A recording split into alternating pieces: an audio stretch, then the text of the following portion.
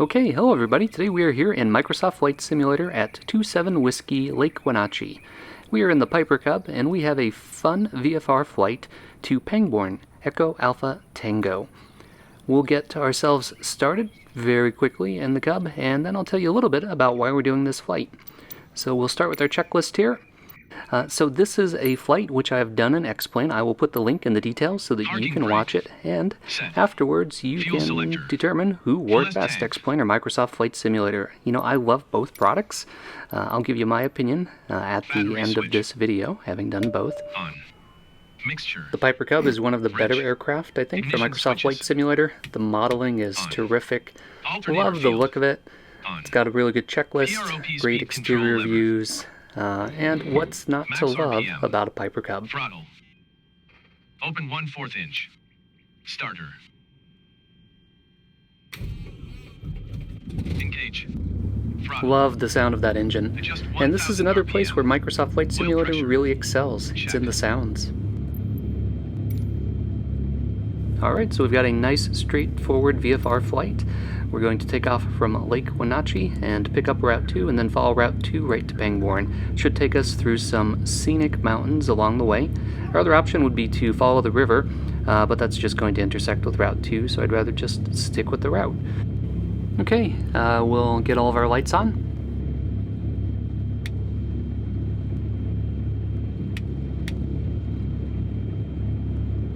And it looks like we have a GTN 750 here. Touchscreen works, that's pretty cool. 27 Whiskey Traffic Cub Crafters November Tree 59er Golf Charlie is taxiing to runway 9er. Built-in CTAF calls for the ATC, that's nice. Let's see where there it is. The parking brake is tucked underneath the seat.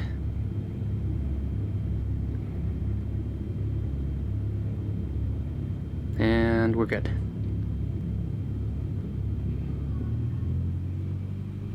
Love the grass here, looks terrific, and I like how the aircraft handles on turf. I think Microsoft Flight Simulator does a very good job of that. X-Plane's kind of quirky. Unless people harden surfaces, grass turns into quicksand, it seems, and you end up having to do full power to move aircraft forward, so I like it here for Microsoft Flight Simulator. Alright, we'll get ourselves all lined up and make our CTAF call. For this flight, the winds are favoring an east departure, so we're going to take off on runway 9. On my last X-Plane flight, I took off to the west, so it looks a little bit different. But when I take off here, I'm going to overlay the video from the X-Plane departure so you can see them side by side. An X-Plane is flying a Cessna 170B. 27 Whiskey Traffic Cub Crafters November Tree 59er Golf Charlie taking off runway 9er departure to the east.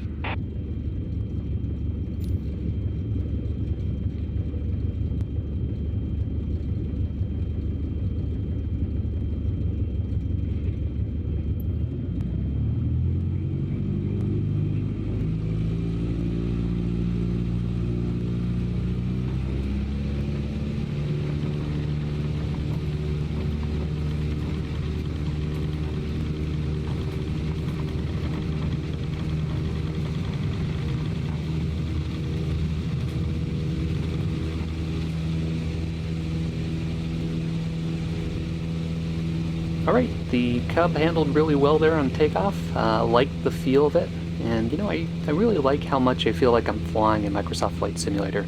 And I think it's all these little movements that the airplane makes when it's bouncing around, even when there's not much wind. So that's definitely a plus.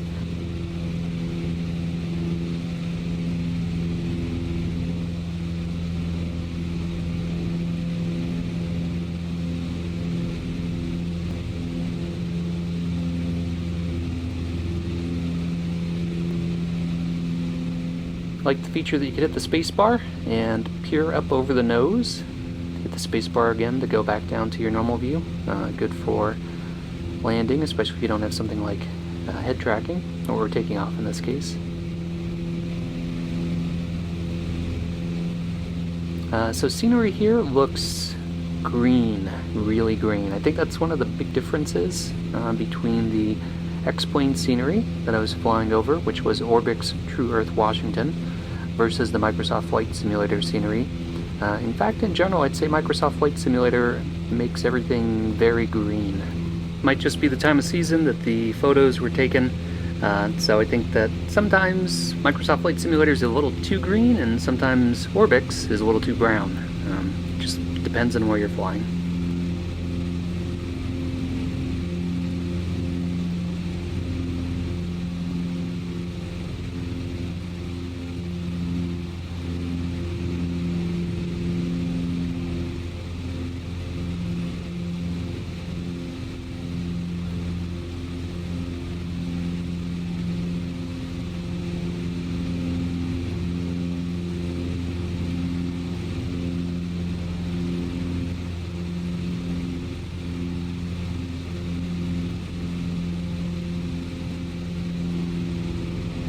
Alright, we'll make our turn here and pick up Route 2. It's one of the things that I really enjoy about both Microsoft Flight Simulator and products like Orbix for X-Plane is that you can do true VFR flying and look for visual references because things look like they should. So I love VFR flying. You can see, we've got the GPS enabled for this and it's showing the magenta line. We're going to ignore that. It's actually not a good path to follow because it would take us in a direct line between here and Pangborn, which would take us right over the mountains instead of following the road and the valley for a much better flight. So speaking of enjoying the scenery, let's kick back a little bit and enjoy the ride.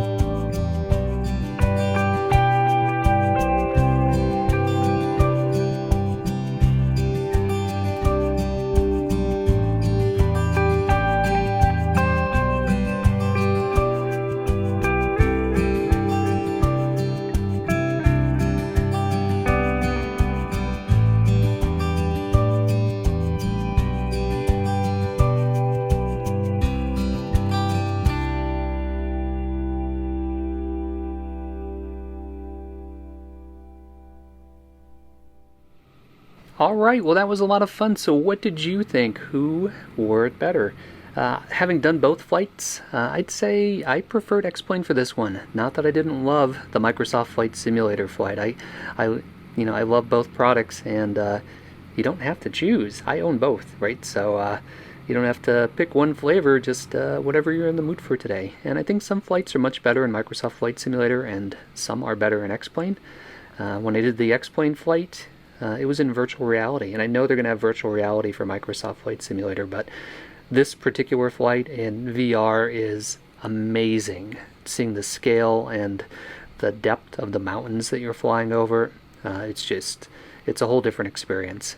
So unfair advantage there for X-Plane, but right now if I had to choose one to do again, I'd go with X-Plane. So let me know what you think. As always, thanks a lot for flying along with me. If you want to see more content like this, be sure to leave a comment and, of course, hit the subscribe button. So thanks again, and stay tuned for further flight adventures.